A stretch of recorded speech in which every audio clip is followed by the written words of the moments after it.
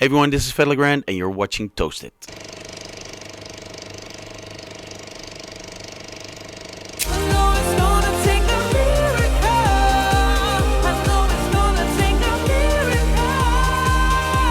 Fedde, welcome back, man. Yeah, thanks. What did you pull off now? This is amazing. Yeah, it was let me say a long and scary and exciting ride, but I'm super happy with the outcome. I mean, like it's not just me, of course. There's a whole team around this, and But to replay this, I mean, we're here at one of the most famous, yeah, say, landmarks almost in Amsterdam. This is the old Circus Theater. yeah, It's the Royal Circus Theater. yeah. No DJ ever played here before, right? No, it's kind of a big deal. I mean, it wasn't really that we could call and say like, "Hey guys, we want to do a party. Could you let us in?" But when we present the whole plan and everything, I think that's how we won them over because it's a real big deal to be able to do something here because it's. I mean, if you're not from Holland, it might be a little bit harder to understand. But like all big theater people, singers, stand-up comedians, like everything, if you make it until here, it means a lot. So So it's like playing in the Royal Albert Hall, right? pretty much, yeah, that's about the same. So then you get this offer to play here. You can't just sit here, spin records, right? I mean, you have to have a show. Yeah, I mean, but that was our, that was our plan from the get-go, actually.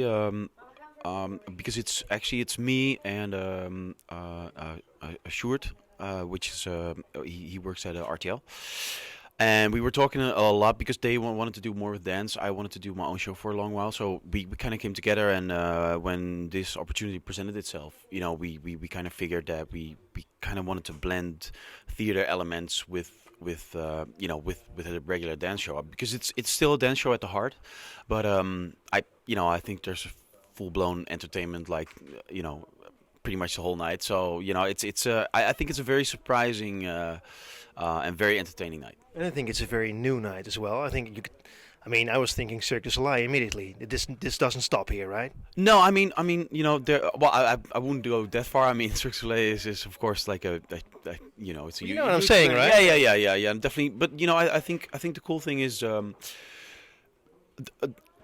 There are already things like this or kind of like this, but I think we just took the next step and took it further and like really got everything together because a lot of times you'll have some dancers just freestyling or some musicians just freestyling over the music, but we also because it's technically possible now, so we really took it a step further and really incorporated everything, and it's like a big super machine that everything comes together, which is great. Off in such a wisdom, high above fallen kingdom.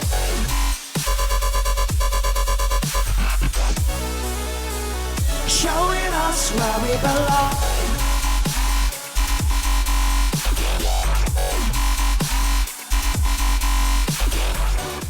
I saw dancers. I saw amazing dancers. I saw people live imaging the famous Rembrandt van Rijn painting, The Night Watch. Yeah. I mean, we especially because it's here, we wanted to do a few classic things as well, and the kind of idea behind it is that you kind of move through time. From old school, because in the beginning there's a ballerina, there's a piano player, there's there's a violinist, a singer, so it's almost like a churchy kind of feel. So it starts very classic, and then it kind of builds up to, let's say modern times or the future with all the graphics and the dancing and everything. So that's kind of the idea we had behind it. So Beautiful. I saw a lot of people acting really positive towards the dancers when they strip down, actually. I mean, that always works, man. No, but I once again I have to say, don't do this all alone. You meet together with about 5 other people. We were at the Creative Heart, but I have to give props to the dancer. They gave so much extra to the show, which I think is just amazing.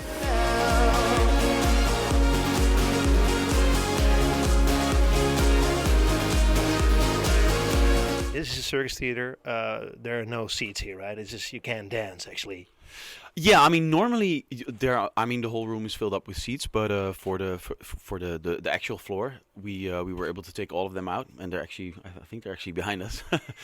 And so you have like a proper club vibe, but in a sort of like very chic, kind of almost Vegas-y way.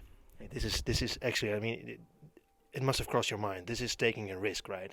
Artistically, but also to fill this venue, which holds a lot of people, and then so many times in a row. Yeah. Well, I mean, we started out just wanted to do 2 nights, but as soon as we announced it, it just the tickets just flew off the shelves, which was great. So we added another night and another night and another night, and we ended up doing 6 nights, which is absolutely great. So, but I think in general, if you want to move forward, sometimes you have to stick your neck out and do something different. And of course, it's very easy to bite someone's head off when he sticks it out, but someone has to do it. So in this case, it was us, and I was very confident, just not myself, but with the whole team and everyone together, that we're really doing something that's it's just a really, really good and entertaining night out without doing concessions. I think in this case it's really 1-on-1 is 4 or 10 or whatever, however you want to say it, but it's a plus situation, which I think is great.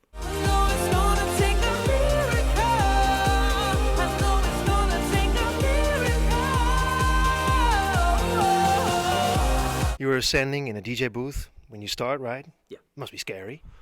Yeah, a little bit. I mean, I come all the way from the top, and actually the first night, of course, always something has to go wrong. There was a little problem with the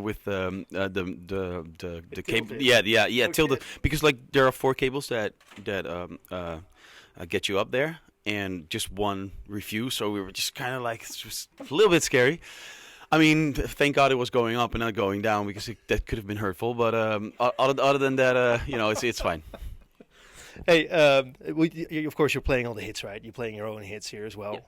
And then you end with a singer-songwriter, which is kind of a daring combination again. Well, yeah, well, yes and no. I mean, it's. I think the main thing is, we both come from music, and in my opinion, a good song is a good song, and if you either play it acoustically or with guitars or with the whole orchestra, or in this case with dance music, I think a good song is a good song. So I think that should be the main thing always.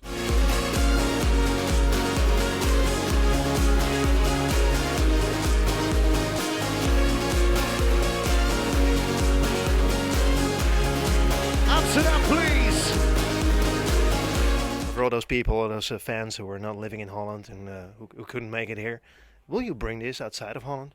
Yeah, I mean, that's definitely the plan. I mean, first, after this huge success, of course we're very happy, because we didn't really know if it was going to be a one-off but we're definitely going to do one more in Holland first before we go international. But actually during the shows, like, a lot of requests already came in to go to the States or Japan. So we have to see. But once again, this is a hard show to move, because it's such a technical show, and it involves a lot of people. So we have to figure out a few things maybe, but I think that's definitely in the pipeline. Yeah. Oh, very cool. Hey, to wrap this up, I'm always surprised that there's always a certain point in time where I think, well, this is where dance ends. It can't get any crazier. It can't get any more popular. And then this happens. Is it possible to go even beyond this? Well, I mean, we tried already to stretch for, like, the maximum possible, and of course, in a year or maybe half a year or maybe 5 years, someone's gonna come along, because in general, music, it depends on technique as well. I mean, when the electric guitar came in, you had a whole change of music. When the sampler appeared, music changed again. So, it usually has to do a bit with technique as well. So if there are new techniques that can bring even more show, or it's always possible to do more, I think. Thanks a lot, man. Cheers, thanks.